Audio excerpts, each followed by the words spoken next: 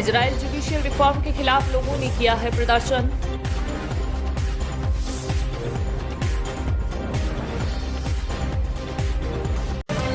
पंजाब के भगोड़े अमृतपाल ने मोगा पुलिस के सामने किया है सरेंडर।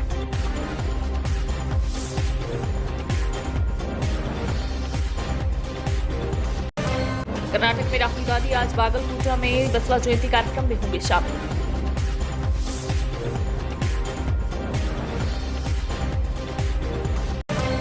गृह मंत्री अमित शाह तेलंगाना के चिवेला में जनसभा को करेंगे संबोधित।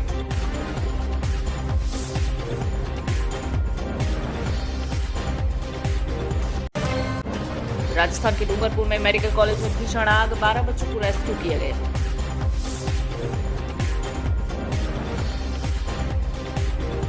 मध्य प्रदेश के दतिया जिले में मां पीताम्बरा माई के प्राकट्य उत्सव के कार्यक्रमों की श्रृंखला में शनिवार को शहर में एक सांस्कृतिक चल समारोह निकाला गया। इसमें बड़ी ही संख्या में विभिन्न संस्थानों से जुड़े लोग शामिल थे। इसमें शासकीय और शासकीय स्कूल बच्चे, एनसीसी कैंडिडेट विभिन्न तरह की झांकियों में शामिल थे।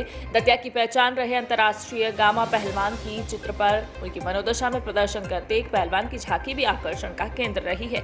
इस सांस्कृतिक चल समारोह का प्रारंभ ठंडी सड़क से होकर MLB स्कूल, किला चौक, टाउन हॉल, तिगेलिया भैरव जी का मंदिर, राजगढ़ चौराहा होते हुए स्टेडियम में समापन हुआ।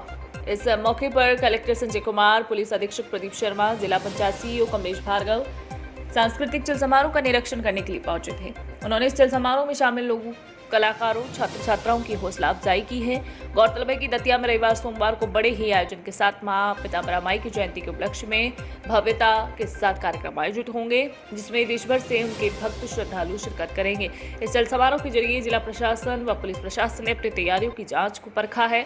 24 अप्रैल को मां पीताम्बरा माई की एक विशाल रथ यात्रा निकाली जाएगी। इसमें मुख्यमंत्री शिवराज सिंह चौहान सहित गृह मंत्री डॉक्टर नरोत्तम मिश्रा और अन्य VIPs लोग शामिल होने की उम्मीद है। संवाददाता रजनी लिटूरिया की खबर, दतिया, मध्य प्रदेश।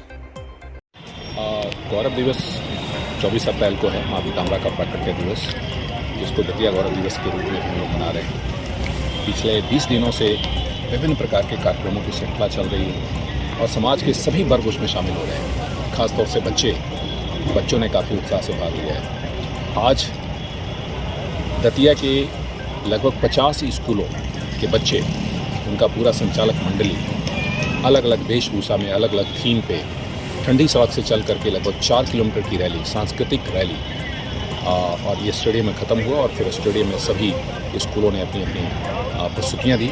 बहुत ही रंगारंग आकर्षक प्रस्तुतियाँ। हमारा उद्देश्य है कि बच्चों को भी समाज के मुख्य धारा के लिए तैयार करें, उनमें छुपी हुई प्रतिभाओं को बल दें, प्रेरणा दें।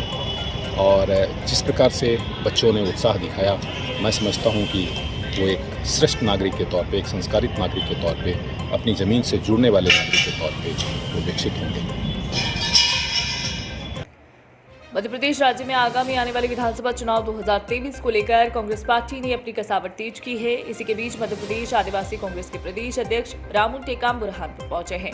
उन्होंने कांग्रेसी कार्यकर्ताओं, नेताओं को संबोधित किया। इस दौरान उनका भव्य स्वागत हुआ है और साथ ही टेकाम ने कांग्रेस के साथियों के साथ मुलाकात कर आगामी चुनाव को लेकर गहन चर्चा की है। प्रदेश आदिवासी कांग्रेस के प्रदेश अध्यक्ष रामू टेकाम ने कमलनाथ की सरकार बनाने के लिए सभी को एकजुटता के साथ काम करने की बात कही है।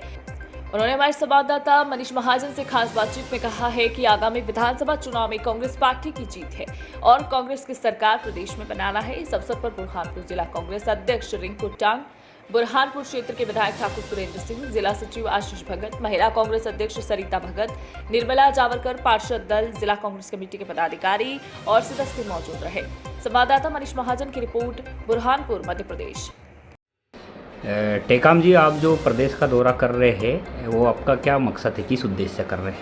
अभी कुछ ही दिन पहले माननीय कमलनाथ जी ने, आदरणीय हमारे राष्ट्रीय अध्यक्ष मल्लिकार्जुन खड़गे जी और हमारे आदिवासी कांग्रेस के राष्ट्रीय अध्यक्ष शिवाजीराव मोघे जी ने मुझे मध्य प्रदेश आदिवासी कांग्रेस का प्रदेश अध्यक्ष बनाया है और पूरे मध्य प्रदेश में आदिवासी कांग्रेस संगठन को मजबूत करने के लिए मैं जिला स्तर पर दौरे कर रहा हूं। कल मेरा खंडवा से मैंने शुरू किया, दादाजी धूनीवाले का आशीर्वाद लेकर के, और खंडवा, खरगोन और उसके बाद में ये बुरहानपुर में पहुंचा हूं और बहुत ही अच्छे तरीके से बैठक हुआ। सभी जिला स्तर के कांग्रेस कमेटी के नेता, इस क्षेत्रीय विधायक लोग कार्यक्रम में सम्मिलित हुए हैं और ये कार्यक्रम का हमारा एक ही उद्देश्य है कि हम संगठन को मजबूत करें और आने वाले 2023 में माननीय कमलनाथ जी की सरकार, कांग्रेस की सरकार बनाने के लिए जो जनता के दुख दर्द और जो भयभुक्त और भ्रष्टाचार की जो भाजपा की सरकार है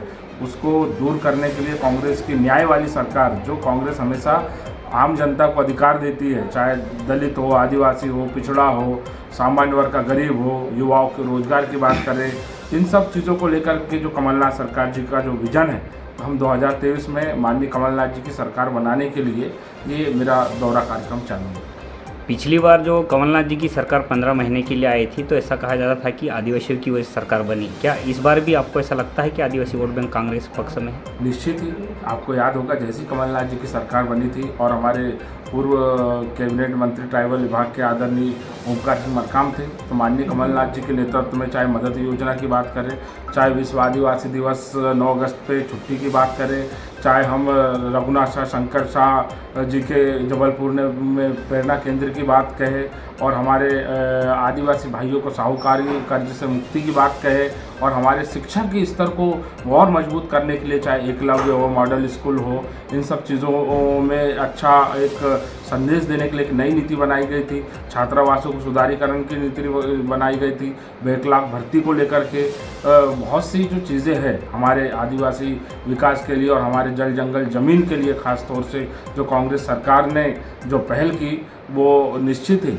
जो 15 महीने की जो सरकार हमारी रही है जनता भी समझ गई है, क्योंकि कुछ लोगों ने भारतीय जनता पार्टी के नेताओं ने जो हमारे विधायकों की खरीद फरोख्त करके लोकतंत्र की चुनी हुई सरकार को गिराया है, इस बार जनता उसका जवाब देगी, क्योंकि महंगाई आसमान छू रही है और हम देख रहे हैं कि तानाशाह जो है एक खजुराहो में मुख्यमंत्री कन्या योजना में 176 जोड़ों ने फेरे लिए हैं। मुख्यमंत्री कन्या योजना के अंतर्गत छतरपुर जिले की राजनगर जनपद द्वारा अक्षय तृतीया पर एक विशाल सामूहिक कन्या विवाह का आयोजन खजुराहो के टूरिस्ट विलेज में मुख्यमंत्री सामूहिक कन्यादान विवाह सम्मेलन के रूप में आयोजित हुआ। इसमें 176 कन्याओं के विवाह एक ही दिन संपन्न हुए हैं। विशाल मंच के माध्यम से वर वधू ने एक दूसरे को वरमाला पहनाकर प्रांगण में ही मंडप में 7 फेरे लिए। विद्वान पंडितों द्वारा मंत्रोच्चार के साथ वैवाहिक रस्म पूर्ण हुई है। वर वधू को मुख्यमंत्री द्वारा प्रदत्त सहायता राशि प्रदान की गई है, उपहार भी दिए गए हैं। इस अवसर पर भारतीय जनता पार्टी के जिला महामंत्री व राजनगर विधानसभा क्षेत्र से प्रत्याशी रहे अरविंद पटेरिया ने अपनी तरफ से सभी विवाहित जोड़ों को उपहार प्रदान कर सुखद वैवाहिक जीवन के लिए आशीर्वाद दिया है। संवाददाता भरत यादव की रिपोर्ट, छतरपुर, मध्य प्रदेश। क्या नाम है आपका? सोनिया मरार। कहाँ से रहने वाले? आज यहाँ पे आपकी शादी हो रही है, कहाँ पर शादी हो रही है? Tourist village Khajuraho. यहाँ से क्या क्या सुविधाएं मिल रही हैं आप लोग? सिर्फ पैसा बस। क्या मिल रहा है आपको? पैसा 49,000 रुपये चेक। इसके अलावा कहना चाहेंगे सरकार के लिए जो बच्चियों की शादी के लिए सरकार इतना प्रयास कर रही है? सरकार जो भी कर रही है बच्चों के लिए अच्छा ही कर रही है।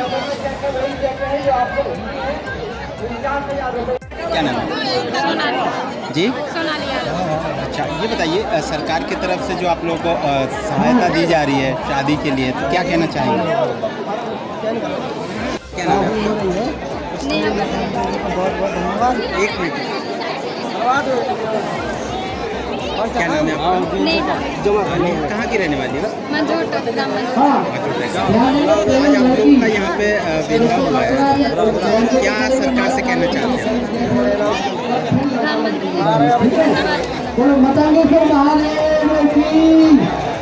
सोचा कि जो बिटिया पैदा होती है उसको मैं बोझ नहीं बनने दूंगा। मैं कभी ये नहीं होने दूंगा कि जिस घर में बिटिया पैदा हुई तो उनको चिंता करनी पड़े। जैसा कि हमें बताने में खुशी है कि हमारे मुख्यमंत्री जी को आज क्या मामा के नाम से जाना जाता है। पता है क्यों जाना जाता है? ये सोचा आपने मुख्यमंत्री जी को मामा क्यों कहा जाता है? मामा केवल इसलिए कहा जाता है कि उन्होंने एक मामा का धर्म क्या होता है, अगर जिस बिटिया के परिवार में या उनकी बहन के घर में कोई अगर बिटिया होती थी तो सबसे ज्यादा माँ बाप के बाद किसको चिंता होती थी?